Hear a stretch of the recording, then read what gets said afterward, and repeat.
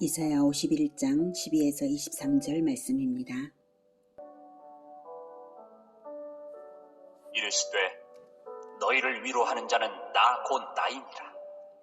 너는 어떠한 자이기에 죽을 사람을 두려워하며 풀같이 될 사람의 아들을 두려워하느냐.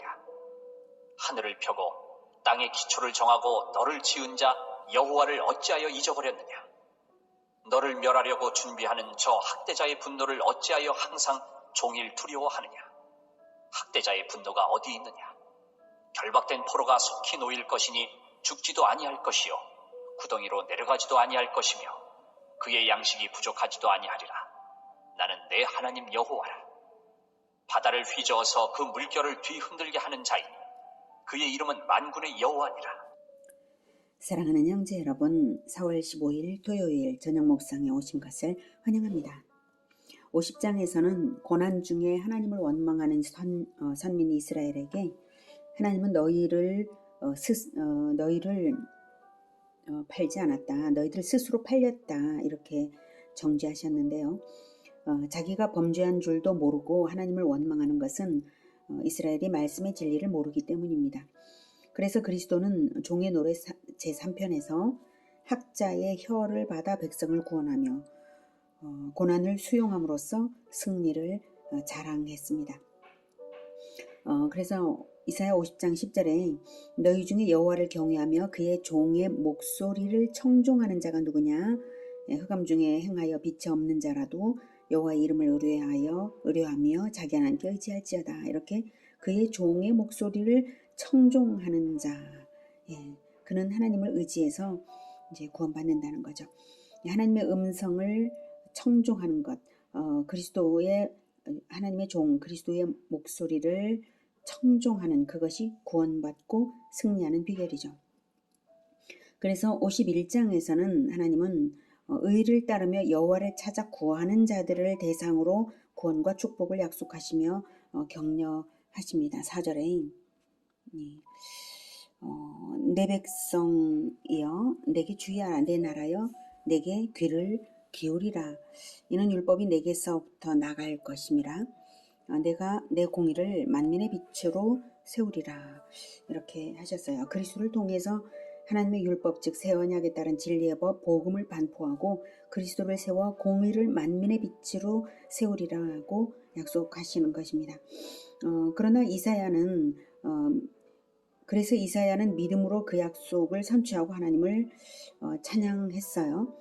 여호와께 구속받은 자들이 11절에 여호와께 구속받은 자들이 돌아와 노래하며 시온으로 돌아오니 영원한 기쁨이 그들의 머리 위에 있고 즐거움과 기쁨을 얻으리니 슬픔과 탄식에 달아나리이다. 이렇게 이사야는 하나님의 약속을 믿음으로 미래의 포로 귀환과 구원을 선취했는데요. 그러나 포로기의 선민들은 바벨론의 억압하에서 두려움에 떨며 지낼 것이 기정사실이고요. 그렇게 되는 이유는 그들에게는 하나님을 아는 지식이 부족하기 때문입니다. 그래서 12절부터는 다시 하나님의 응답인데요. 용기를 북돋우시는 말씀입니다. 이르시되 너희를 위로하는 자는 나 곧 나이니라. 너는 어떠한 자이기에 죽을 사람을 두려워하며 풀같이 될 사람의 아들을 두려워하느냐. 너도 풀같이 될 사람이 아니지 않느냐. 근데 왜 풀같이 될 사람을 두려워하냐 이거예요. 너는 하나님의 백성인데 이런 말씀이죠. 하나님은 영원하시고 하나님의 말씀도 영원하므로 하나님을 모시고 하나님의 말씀을 가진 사람은 영원합니다. 하나님과 그 말씀이 있는 자는 죽을 사람도 아니고 죽을 사람들을 두려워할 사람도 아닙니다. 그런데 왜 구원이 없는 죽을 자를 두려워하느냐 하시는 거죠. 13절 하늘을 펴고 땅의 기초를 정하고 너를 지은 자 여호와를 어찌하여 잊어버렸느냐. 너를 멸하려고 준비하는 저 학대자의 분노를 어찌하여 항상 종일 두려워하느냐. 학대자의 분노가 어디 있느냐. 유한한 피조물인 인간을 두려워하여서 떨고 있다면 무한한 능력자이시고 창조주이신 하나님을 모르는 사람이죠. 죽을 인간은 그의 분노조차도 연기같이 사라지는 것입니다. 인간이 인간을 멸할 수가 없는 것이고 오직 영원히 멸할 권세는 하나님께만 있는 것입니다. 하나님을 안다면 인간을 두려워할 이유가 어디 있냐는 것입니다. 하나님의 백성이라면 왜 인간을 두려워하냐 이것입니다. 14절 결박된 포로가 속히 놓일 것이니 죽지도 아니할 것이요 구덩이로 내려가지도 아니할 것이며 그의 양식이 부족하지도 아니하리라. 네, 바벨론 포로 해방뿐만 아니라 양식도 계속해서 공급하시겠다라고 선언하십니다. 두려워할 필요가 없다. 다 해방시켜 주고 죽지도 않을 것이다. 양식도 부족하지 않을 것이다. 완전히 해결을 해주시겠다 약속하십니다. 15절 나는 내 하나님 여호와라. 바다를 휘저어서 그 물결을 뒤흔들게 하는 자이니 그의 이름은 만군의 여호와니라. 네 하나님 여호와니까 너를 구원하신다 하는 것이고 또 그 물결을 바다를 휘저어서 그 물결을 뒤흔들게 출애굽 당시 홍해를 가르신 것을 상기시키면서 유다를 구원할 충분한 능력이 있으심을 믿게 하시는 거죠. 그의 이름은 만군의 여호와니라고 하시는 것은 영적 전쟁을 전제로 하는 의미의 칭호입니다. 즉 만군의 여호와께 속한 만군이라면 승리가 보장되어 있고 그 반대편이라면 멸망이 예정되어 있는 그런 만군의 여호와이시니 그분의 백성이라면 두려울 것이 뭐가 있겠냐 이 말씀입니다. 자 16절부터 내가 내 말을 내 입에 두고 내 손 그늘로 너를 덮었나니 이는 내가 하늘을 펴며 땅의 기초를 정하며 시온에게 이르기를 너는 내 백성이라 말하기 위함이니라. 하나님의 말씀을 받은 이스라엘, 하나님의 말씀을 자기 입술로 늘 말하는 이스라엘이므로 하나님의 손으로 보호하신다는 것입니다. 내가 내 말을 내 입에 두고 내 손그늘로 너를 덮었나니 하나님의 말씀을 두셨기 때문에 이렇게 보호하시는 거예요. 하나님의 말씀이 있어야 영원성이 있는 것입니다. 그리고 시온에게 이르기를이라고 하시죠. 시온은 다윗성, 즉 영적인 의미로는 그리스도의 다스림을 받는 공동체를 말합니다. 하나님의 말씀을 자기 백성의 입에 두어서 자기 백성 삼으시려고 태초부터 그렇게 정하시고 행하신다는 뜻입니다. 시온에게 이르기를 너는 내 백성이라 라고 말하기 위하여서 내가 하늘을 펴고 땅의 기초를 정했다 이 말씀이에요. 자 그러니 7절에서 아까 7절에서 의를 아는 자들아 마음에 내 율법이 있는 자들아 두려워하지 말라고 하셨잖아요. 이 말씀을 근원적으로 확정하시는 것이죠. 의를 알고 있다면 마음에 내 율법이 있다면 아무것도 두려워할 필요가 없다. 왜냐하면 말씀을 그 입술에 두는 시온을 위해서 태초부터 하늘을 펴고 땅의 기초를 놓으신 분이니까 그렇게 말씀을 하시는 거죠. 땅의 기초를 정할 때부터 시온을 설계하셨다 이겁니다. 시온 공동체 자체가 역사의 목적임을 암시합니다. 시온 공동체 즉 천국 건설을 위해 역사를 시작하신 하나님이시니까 의리를 아는 자들아 마음에 내 율법이 있는 백성들아 하면서 너희들을 철두철미하게 보호하시겠다. 내가 왕이니까 내 백성을 보호하시겠다 하고 자기 백성을 절대로 잃지 않으실 하나님이십니다.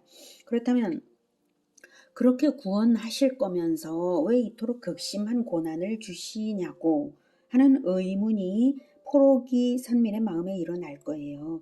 그 의문에 대한 응답으로 17절부터 그 구원의 성격을 풀어 주십니다. 17절 여호와의 손에서 그의 분노의 잔을 마신 예루살렘이여 깰지어다 일어설지어다. 네가 이미 비틀거름치게 하는 큰 잔을 마셔 다 비웠도다. 네가 낳은 모든 아들 중에 너를 인도할 자가 없고 네가 양육한 모든 아들 중에 그 손으로 너를 이끌 자도 없도다. 이 두 가지 일이 내게 닥쳤으니 누가 너를 위하여 슬퍼하랴. 곧 황폐와 멸망이요 기근과 칼이라. 누가 너를 위로하랴.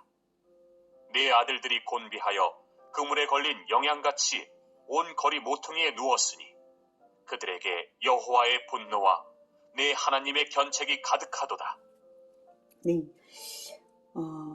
자, 그 답이 뭐냐면 하나님의 구원이 어떤 것이기에 그토록 극심한 고난도 주시고 또 구원을 또 약속하시는가 하면 하나님은 구원을 하실지라도 먼저는 죄에 대한 징계의 과정을 거쳐서 구원이 있다는 것이고 그 다음 또 하나는 말씀을 입에 둔 자들이 후손 대대로 말씀을 입에 두는 아들들을 양성해야 된다는 것입니다.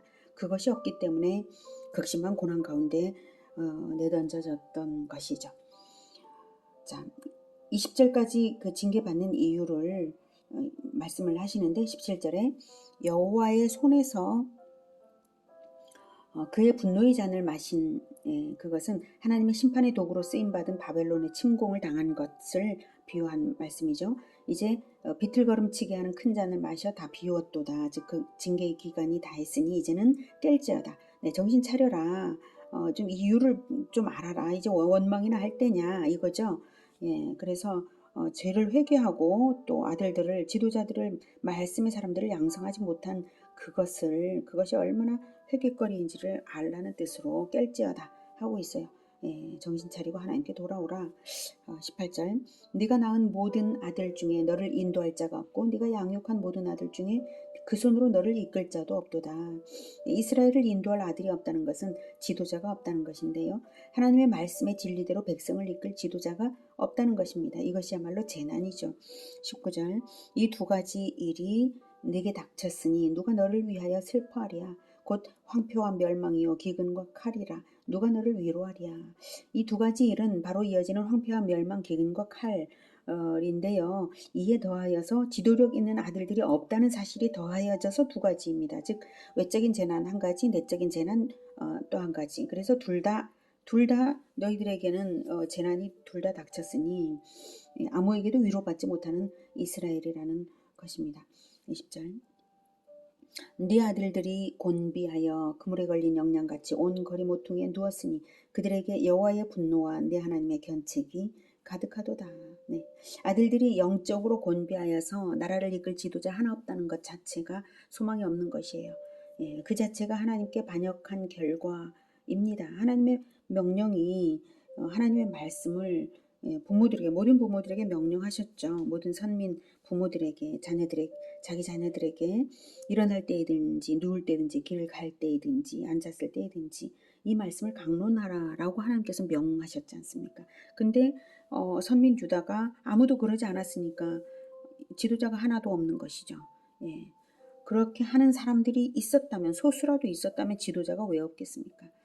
그래서 하나님께서 그것 자체가 하나님께 반역한 것이고 그래서 하나님께서 분노하신 것입니다. 그래서 견책하시는 것입니다. 21절 예, 그러므로 너 곤고하며 포도주가 아니라도 취한 자여 이 말을 들어라. 네, 하나님의 징계로 인사불성이 된 이 유다에게 위로를 선포하시기 위해 우선은 주목시키셨고요. 자 22절 그러므로 너 곤고하며 포도주가 아니라도 취한 자여 이 말을 들으라.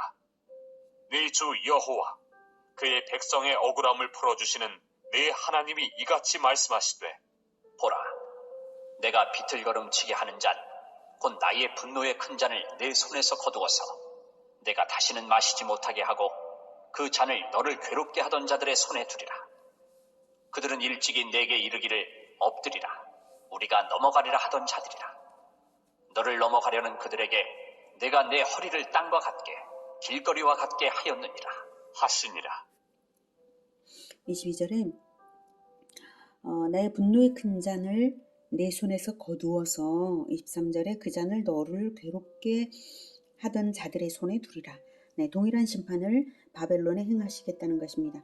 유다에 대해서는 심판의 잔을 내 손에서 거두어서 다시는 마시지 못하게 내가 다시는 마시지 못하게 하실 것이지만 바벨론에 대해서는 그런 전제 자체가 없죠. 언약 관계가 아니기 때문입니다. 이것이 믿는 자와 믿지 않는 자에 대한 하나님의 대응의 근본적인 차이입니다. 언약 백성은 언약을 회복하는 한 구원이 반드시 있다는 그것입니다. 심판도 있지만 언약을 회복하는 한 구원이 반드시 있다. 이 사실이 참으로 은혜인 것입니다. 하지만 불신자를 대표하는 바벨론은 자기들이 행한 것에 대한 보응을 가감없이 돌려받게 됩니다. 그들은 일찍이 내게 이르기를 엎드리라 우리가 넘어가리라 하던 자들이라. 과거 바벨론이 했던 대로 해주시겠다는 것이죠.